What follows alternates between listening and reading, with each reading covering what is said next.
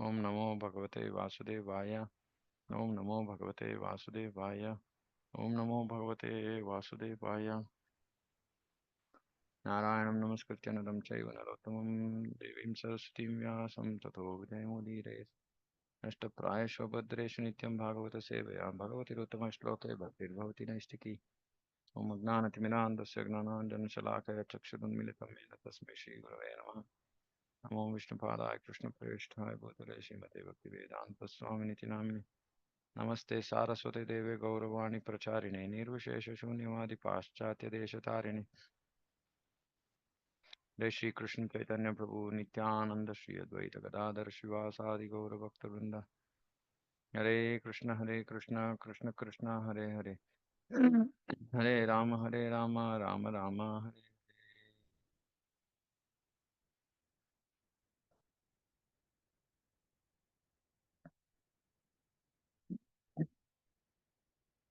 Okay, we're continuing this verse translation. Canto 5, chapter 5, verse 10 to 13.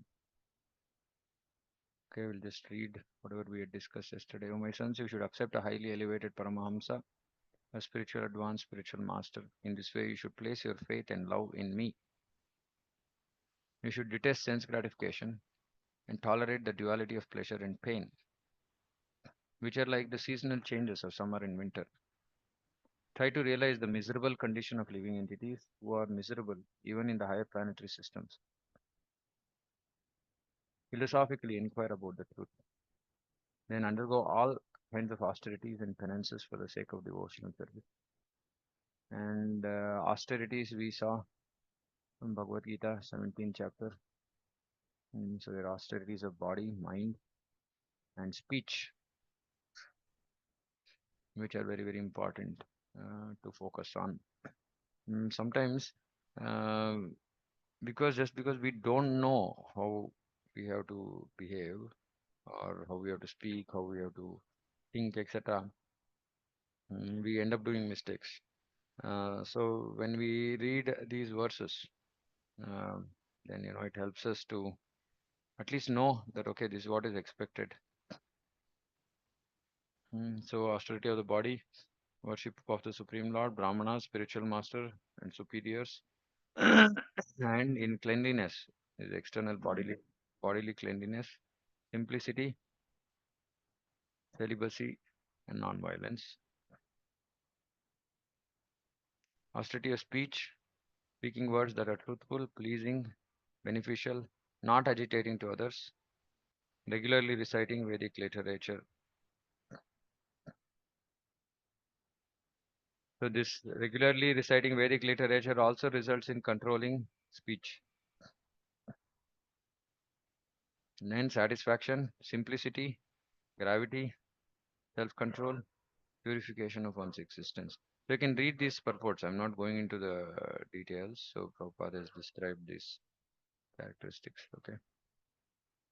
We're moving forward. Give up the endeavor for sense enjoyment and engage in the service of the Lord. Mm. So this has to happen simultaneously. You have to give up this endeavor for sense enjoyment, but then unless we have higher taste, we would not want to give up this endeavor for sense enjoyment. So we have to engage in the service of the Lord. When do we experience higher taste in the service of the Lord? When we engage in service with the right consciousness, not just as a matter of some physical work or mental work. The important thing in doing seva, sadhana seva, is consciousness that we are doing it for the pleasure of Krishna, not for our enjoyment or not to please somebody else. Mm. It's okay to do things to please Guru, but when we are doing that, it's not for with expectation of some appreciation in return. When devotees engage in service with these kind of mood, then it's material outlook basically. It's not a spiritual outlook. So then they won't experience higher taste. Then their taste for sense enjoyment remains.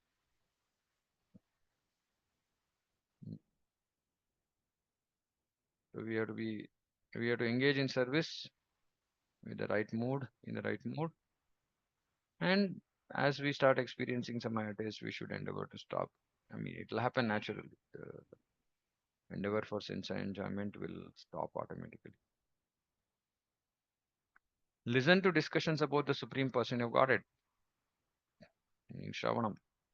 And always associate with devotees. Again, we've talked about this, what kind of devotees to associate, what kind of devotees to be keep away. And not only listen, you also have to chant about and glorify the Supreme Lord. See, I keep telling devotees, those devotees who have little heart for preaching, you should understand that this is very, very important. Is to glorify the Supreme Lord, meaning preaching. You have to preach. But for preaching, we have to hear first. So we have to read Srila Prabhupada's books, hear his lectures, and then whatever we heard, we have to just faithfully repeat.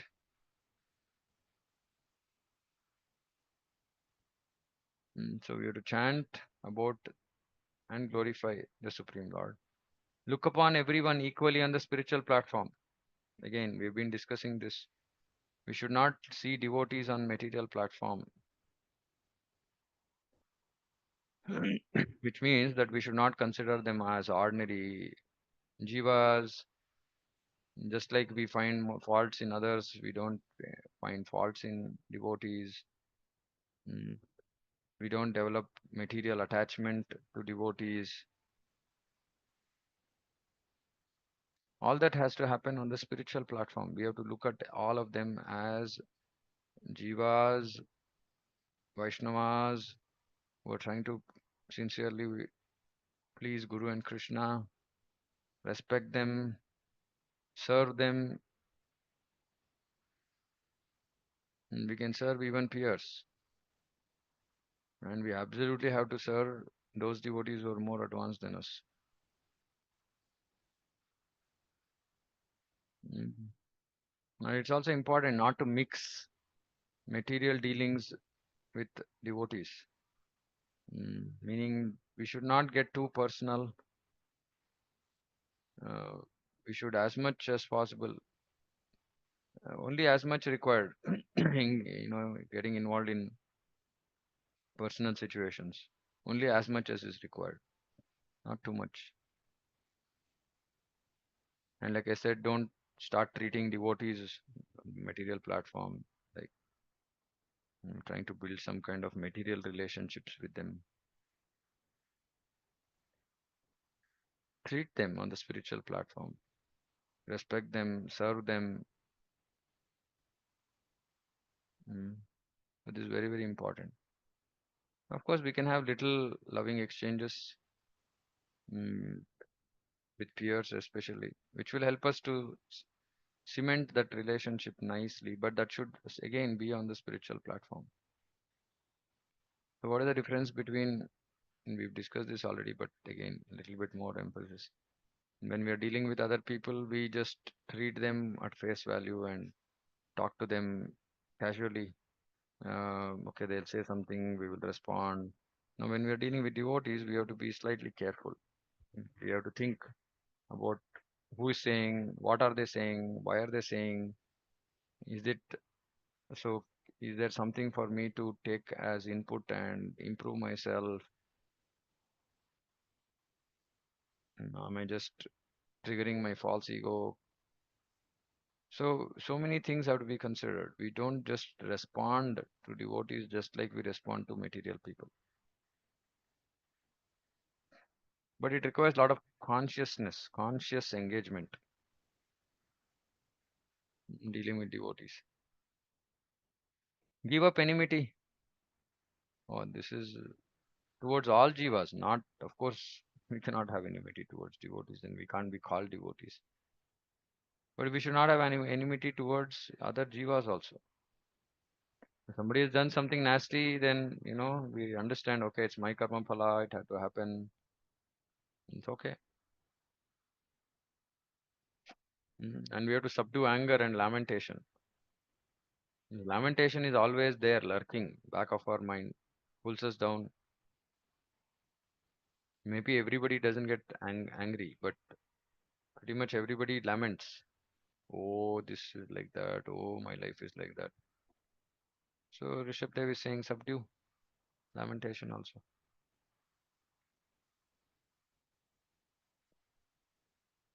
So what should we do if we are in a mood of lamentation? What is the immediate thing one has to try?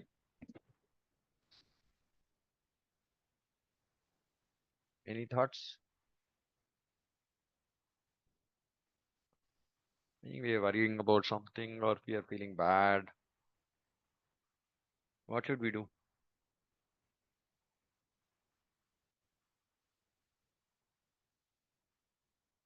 Anybody?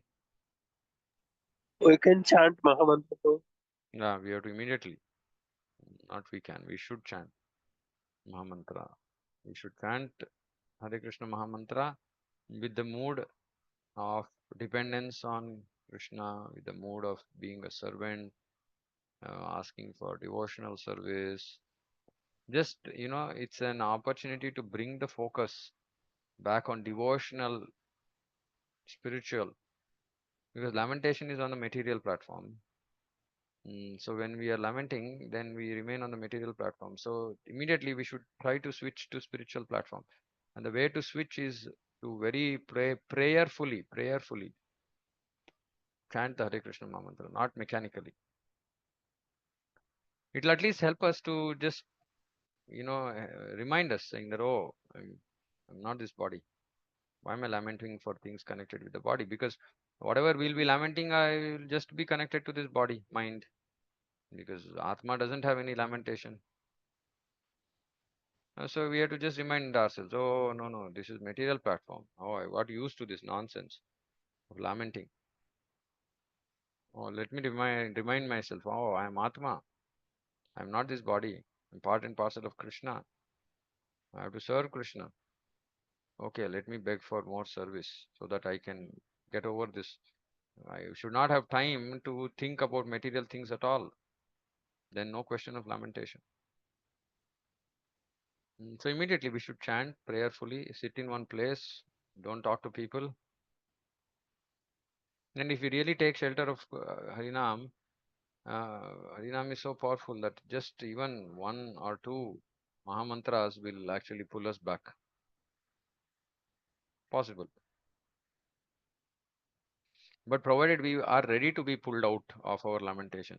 Generally, we find is like sadistic. We find happiness in this lamentation.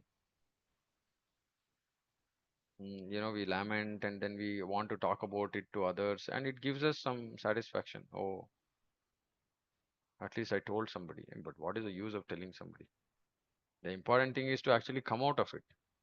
And we think, okay, I'm going to tell 10 people and then I'll feel light. But that's not good. Talking about other people, other Vaishnavas to other devotees is worse. That's why, Upadeshamrita, Rupa Goswami says you should talk about, open up your heart to only one person who is more spiritually advanced than us. And ideally keep saying that should be Mataji's for Matajis and Prabhu's for Prabhus. Ideally, Mataji should not open up themselves to Prabhus unless it's absolutely required. Unless, of course, somebody is really advanced and we can see that their behavior is exalted and there's no chance of getting mixed up materially. Because many a times in ISKCON, what has happened is, some men are wanting to help some women. Initially, they start off with some good intention. Then in the middle, they get entangled materially. And then, some unnecessary material relationship develops, etc. So that's also important. We have to draw the line. And generally, women seek support, and then if there are some men who are, more uh, who are giving them an opportunity to speak, express themselves, it just becomes like a, it's not good. So if at all You want to open up yourself. Make sure that you identify the person who is qualified enough. And ideally, like I said, it should be a more qualified Mataji for Matajis and more qualified Prabhus for Prabhus. But the whole idea has to be that we have to come out of lamentation, not by speaking about it to 10 people, but just chanting Hare Krishna, understanding, realizing that, oh, okay, I'm this, not this body, I'm spirit soul. I have to, I should not go down. I'm falling down into the spiritual, into the material platform. I should remain on the spiritual platform.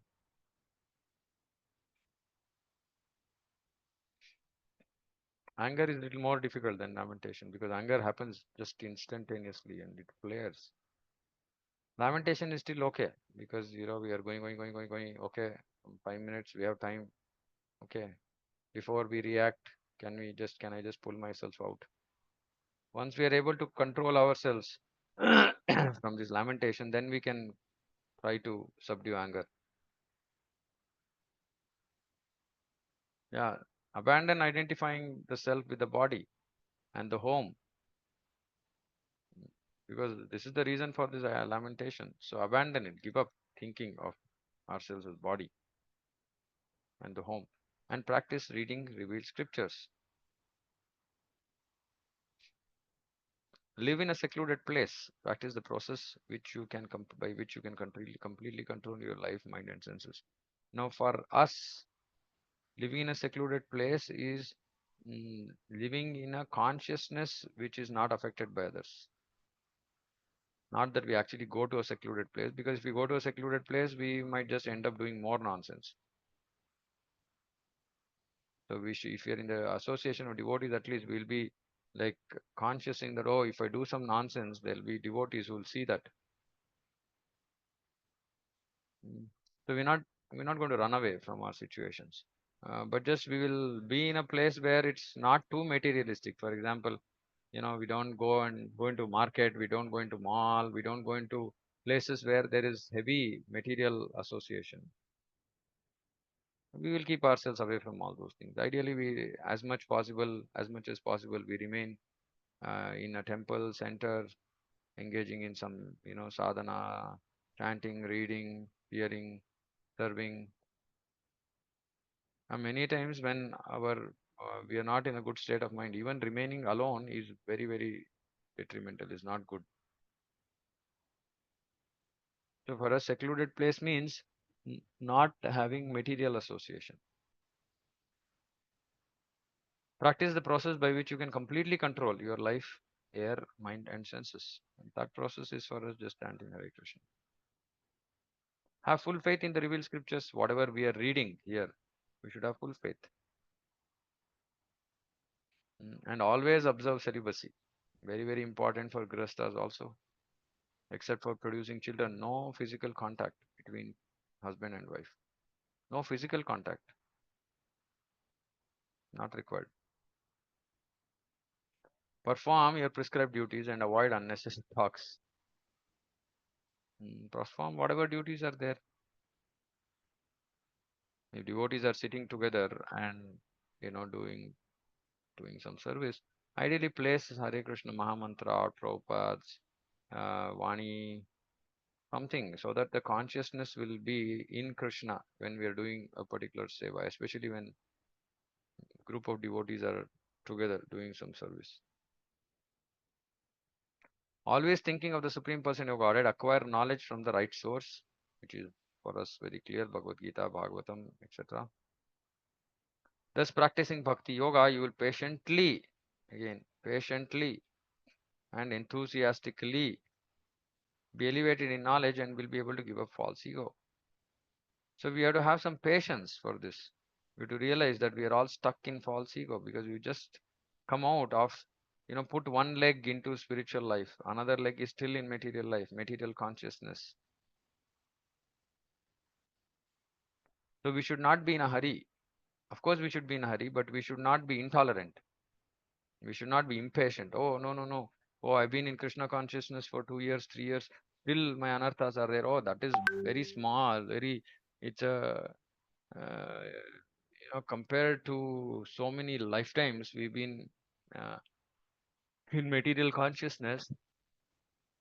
And this might be very small span of time, in which we are trying to completely come out of material consciousness. So it will take some time.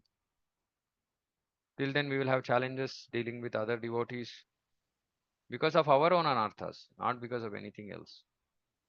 Because we ourselves are steeped in false ego, so we will have difficulty dealing with people. Because if there are sincere devotees around us, or somebody is telling us something for our own welfare, correcting us, we will look at it as criticism, and then we will struggle. We will feel low. We will feel, oh, what is this? Material life is also like this, spiritual life is also like this. No, spiritual life is actually helping us to make to move forward. But because we have false ego, we are thinking that the situation is same as material, like it is just like dealing with material, other people. So we should be patient. We should understand that everybody is having good intention.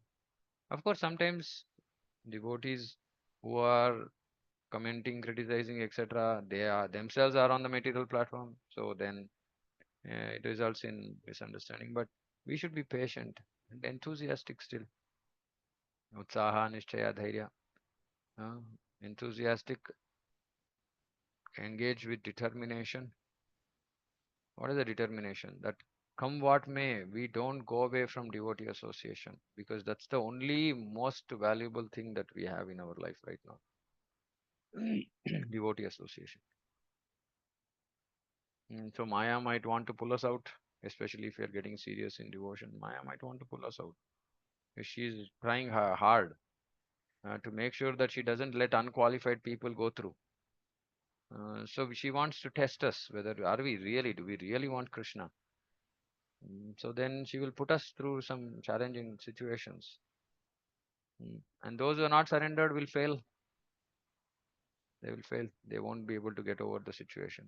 But those who are surrendered, they will seek more proper advice, seek inputs, work on themselves, depend on Krishna, and they will move.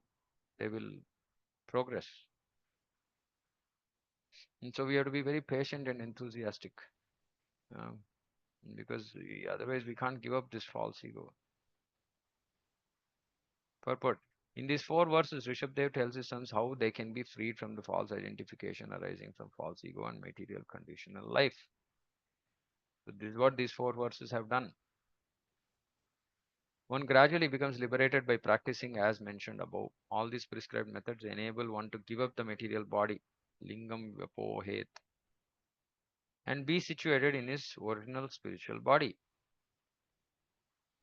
Uh, so we all have our spiritual bodies, which is now covered by material body. So as the contamination of material existence decreases, the material body goes, or the body becomes fully spiritualized. Then we come to the pure platform. So for that, we have to follow all these. So Prabhupada is saying, first of all, one has to accept a bona fide spiritual master. And this is advocated by Srila Rupa Goswami in Bhakti Rasamrita Sindhu, Sri Guru Pada Ashrayaha. To be freed from the entanglement of the material world, one has to approach a spiritual master. What is the point of approaching a spiritual master? Why should one approach a spiritual master?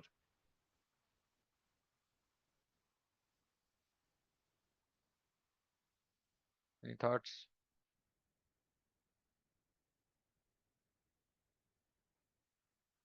Hare Krishna. Yeah, because Guru Why is should one get initiated?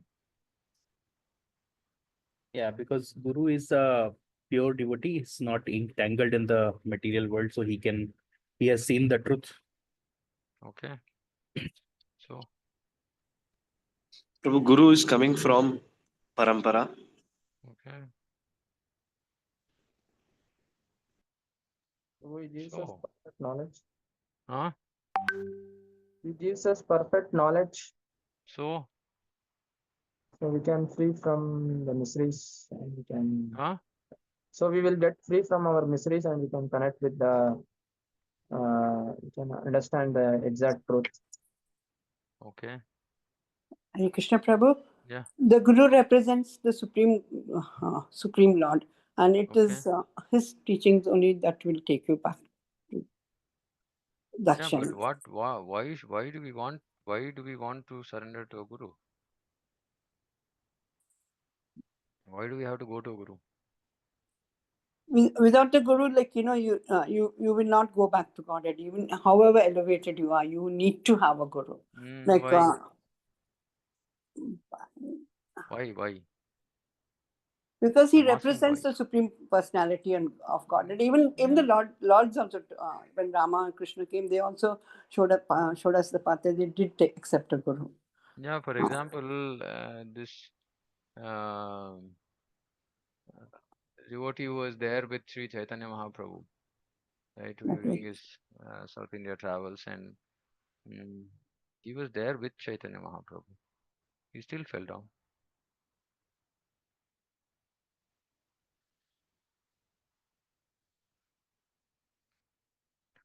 So we have to this whole process of accepting a bona fide spiritual master is because he has to become the master of our life. If we don't let the spiritual master become master of our life, then there is no meaning to initiation. So we have to let them rule us. That is why it's called spiritual master. Master rules over the servants.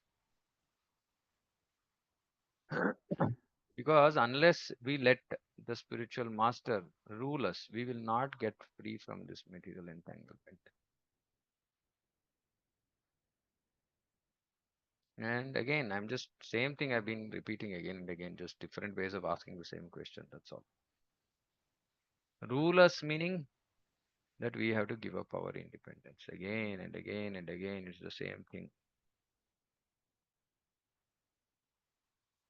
That is accepting a spiritual master. No more independence. Means what? What does it mean not to retain any independence?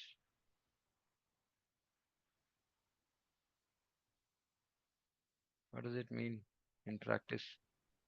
We have to give up our false ego, aham and mama. No, what does it mean in practice? What should I do? You have to be like a souled animal, like whatever instructions the Guru, it should be the ultimate.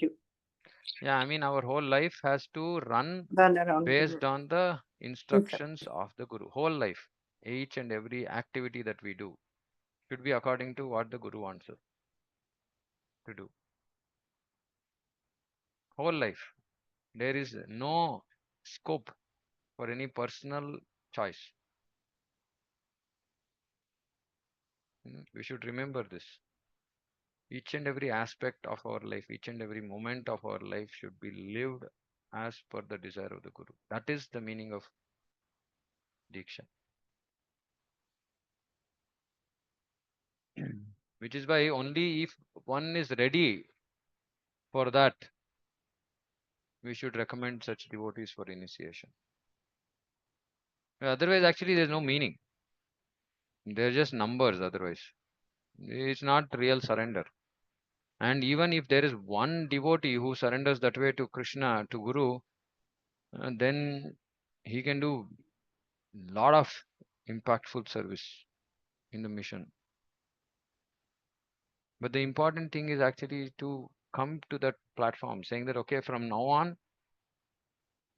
I have to make sure that my life is exactly as expected by my Guru. So for which, that is why, in ISKCON there's recommendation saying that somebody should sufficiently hear from a Guru before deciding to take initiation. And even after that, keep hearing, keep hearing, keep hearing. So that it becomes more and more clear the philosophy of life that is expected, how we should live, what we should do, what we should not do. All these things we have to know before the initiation. Or, in other words, one has to be so surrendered that, okay, maybe I don't know everything about what the Guru expects out of me.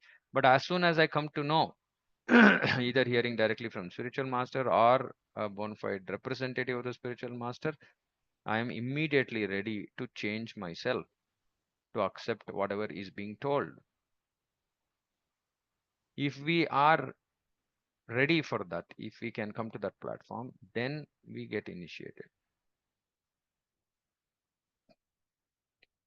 That's why sometimes, we also put devotees through some tests which they don't understand that it's a test. Just to understand really how surrendered they are. Little push. Sometimes devotees might get pushed to a corner. See, because if we theoretically ask somebody saying that, okay, are you ready to surrender to Guru? Everybody will say yes. How do we test them? How can we test them?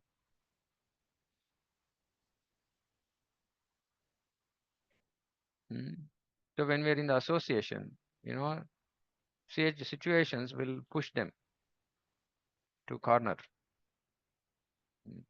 So then we can understand, okay, really how much have they how much are they surrendered?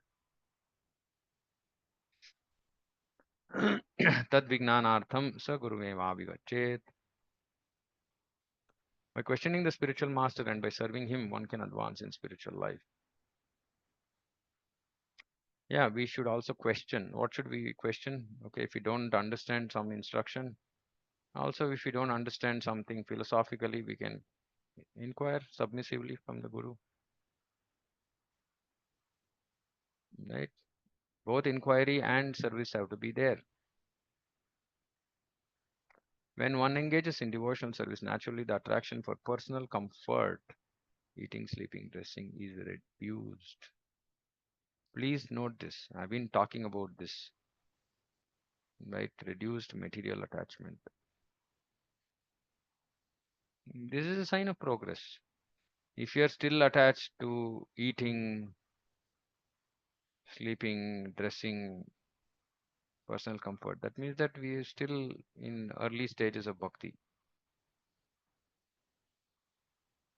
Mm. It's okay. It's not bad, but we should just understand saying that, okay, I still have to make a lot of progress. I still have to make a lot of progress. Which is why, we want to simplify all this. Like I keep saying, for Prabhus at least, dressing, keep it simple. Just keep it white. It just makes life very easy.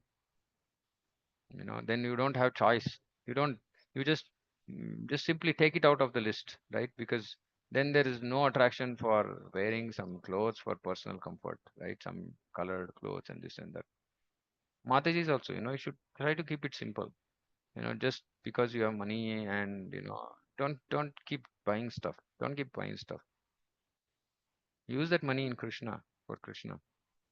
I mean, saying what if you today buy even an ordinary sari will, I don't know, I mean, cost minimum at least 500 rupees to 5,000 rupees, 10,000 rupees, whatever, right up to your. Why waste that money?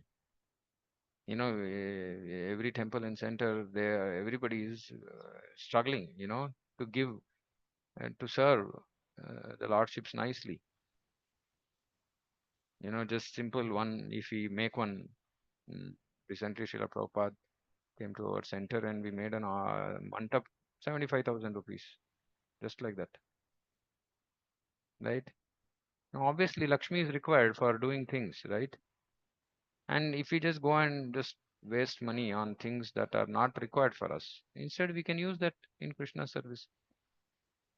At one point of time, I used to do this, saying that, okay, if my mind is pushing me towards spending some money, so I'd say, okay, if I have to buy this, then I'm going to spend 5,000 rupees. I'll just simply go take that 5,000 rupees, give it to the temple. So that, ho gaya, whatever my urge to spend is taken care, done.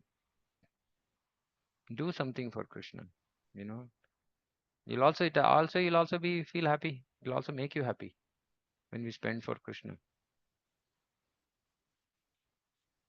Right? But seriously, if one is seriously engaged in devotional service, this desire for personal comfort should end, should reduce, and then it should come to a full stop.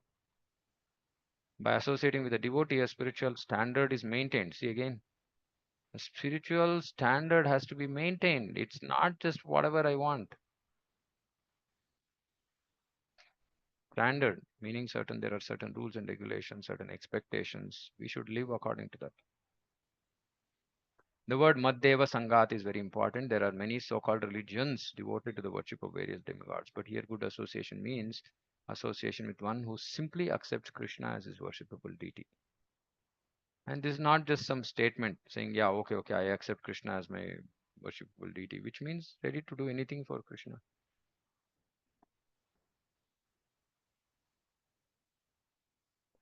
Another important item is Dvandva Titiksha. As long as one is situated in the material world, there must be pleasure and pain arising from material body. As Krishna advises, Tam Titiksha Subharata, one has to learn how to tolerate the temporary pains and pleasures of this material world. And this could be bodily pain, mental pain, whatever it is. One has to tolerate. One must also be detached from his family. See, some more people find this very difficult to accept, especially Matajis.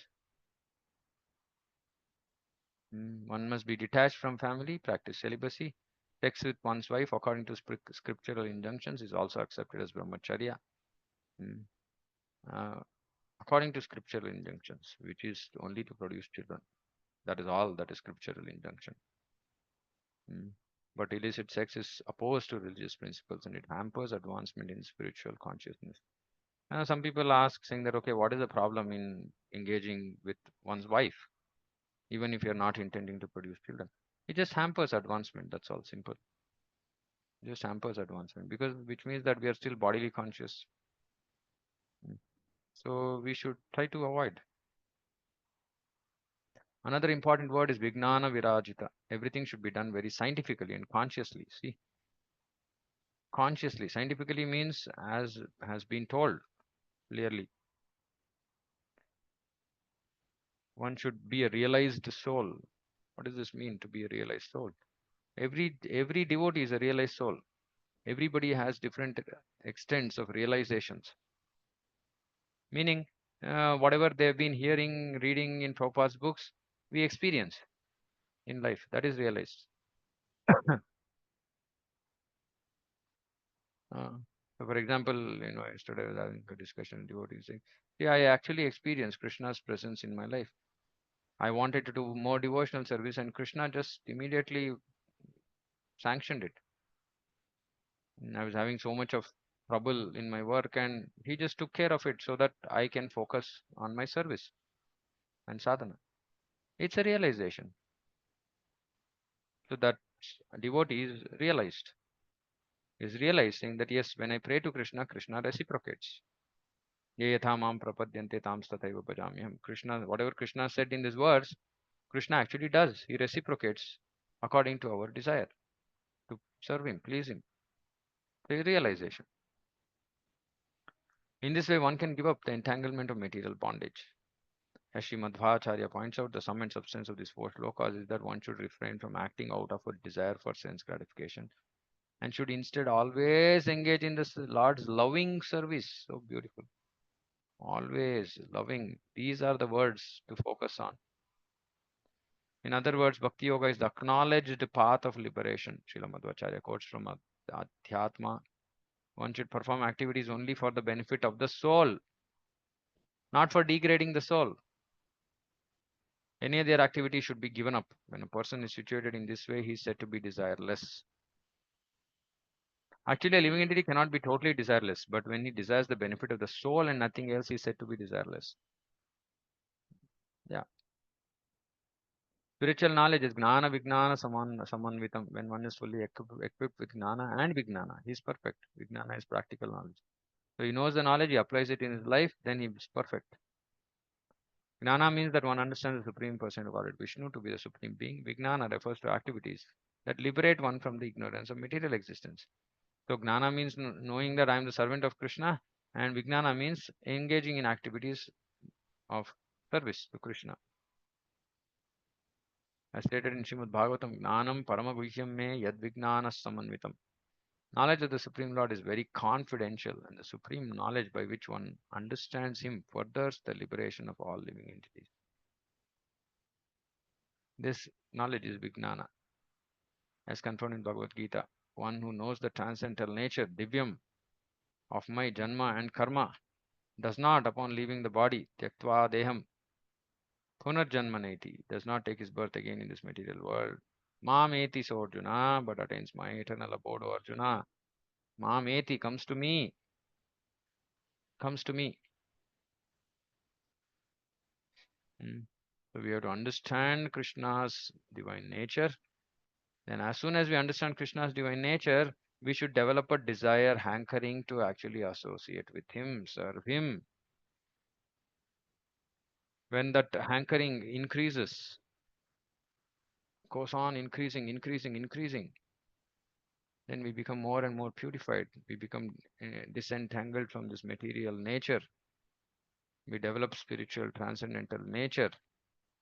And when we develop the transcendental nature, then we can associate with Krishna. And that's all a result of simply understanding the divine nature of Krishna. Actually, Prabhupada in one lecture says, it's not about actually, even if a person doesn't understand or try to do anything about it, in one lecture he says, just simply knowing itself is enough. Simply knowing itself is enough. It's so powerful. So which means that we have to hear, we have to read Prabhupada's books. And that process itself will clear our path. Simply knowing. Knowing also means remembering. Right? Just not that we just know and then we forget. Knowing and remembering. And when we remember, naturally we will act on that platform. But even simply knowing also is very, very beneficial because it is connected to the Supreme Lord. And everything about the Supreme Lord is absolute. Yeah. Okay, so I'll stop here if anybody has any questions.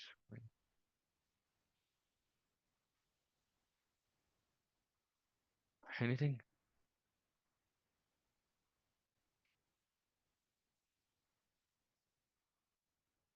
Okay, there's nothing, then we'll close. Srimad Bhagavatam ki jai, Jagat Guru Srila Prabhupada ki jai. Vanchakalpatarubhyascha kripa sindhubhyascha patitanahi Vaishnavebhyo namo namah. Anantakoti Vaishnavandi ki jai, Samaveta Gaura Bhakta Vrinda ki jai. Hare Krishna.